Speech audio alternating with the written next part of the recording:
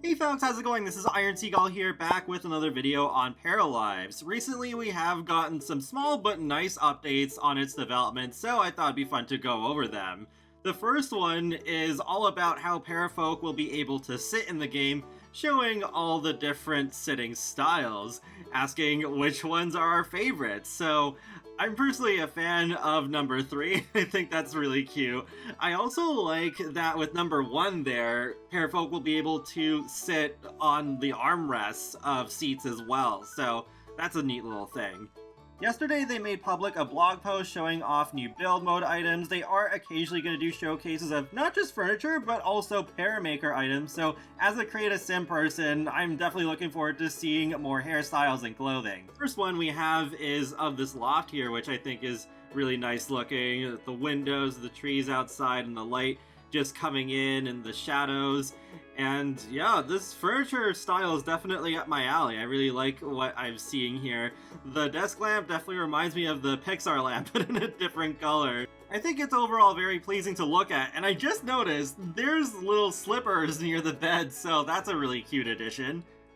Moving on to the bedroom itself, I really like the bed here, and I'm not sure if this is the first bed without a bed frame that we're seeing in the game, but yeah, here is one nonetheless. I think it looks really nice. And the paintings on the back there I like too. It's a cat with stretchy legs. And Love Yourself First, still another item in the game that has English text. So I guess, is that going to be a thing that's going to stay to the final version of the game? I'm not sure.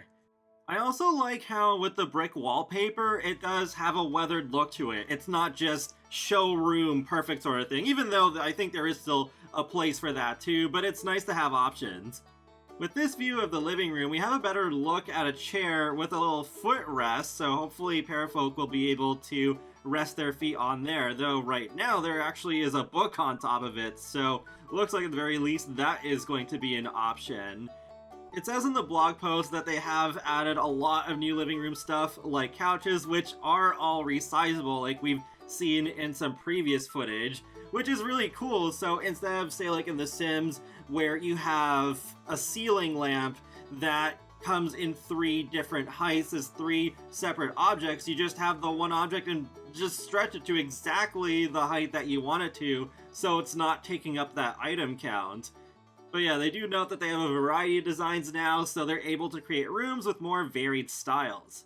The paintings here I think also look really nice, but I think my favorite thing is that little slipper basket near the fridge. Then we move outside to the garden. They note that they still have a pretty extensive list of plants to make, but I'm already loving what I'm seeing so far. Especially this little setup here with the dirt path leading up to the bench with all the plants around. And the bench, then I imagine we would be able to just customize how big that is so that you could expand it so it could seat up to 3 or more Parafolk even, or we could maybe even reduce it to just kind of like 1 tile wide so it could basically be a chair instead, but still retain that same style.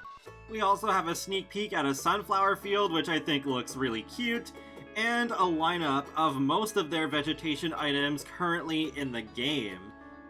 At the end of the post, they tease that they may showcase washers and dryers next, so yeah, personally I would love to see that.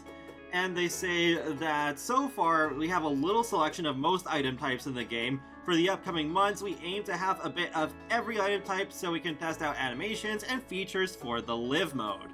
They'll also be focusing on creating more clutter and decor items in the upcoming weeks in order to have new things to furnish the rooms, which I'm sure will excite many people. The devs are a bit tired of seeing the same monster plant and duck planter even though they like them.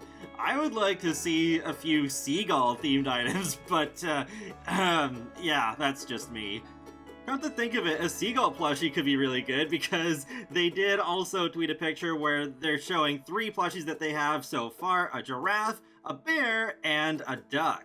Stuffed animals were a big part of my childhood, especially collecting Beanie Babies, so it would be really nice if children could play with them.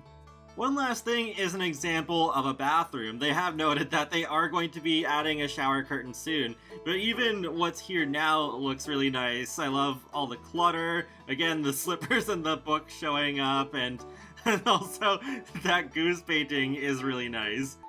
Overall, I'm loving how Paralives is shaping up so far. I know the art style is not everyone's favorite, but personally I am a fan of it. I like how it has a cozy look to it, and I feel like it does stand out enough compared to The Sims, which also you could say is like a cozy game, but I think Paralives is even cozier to look at.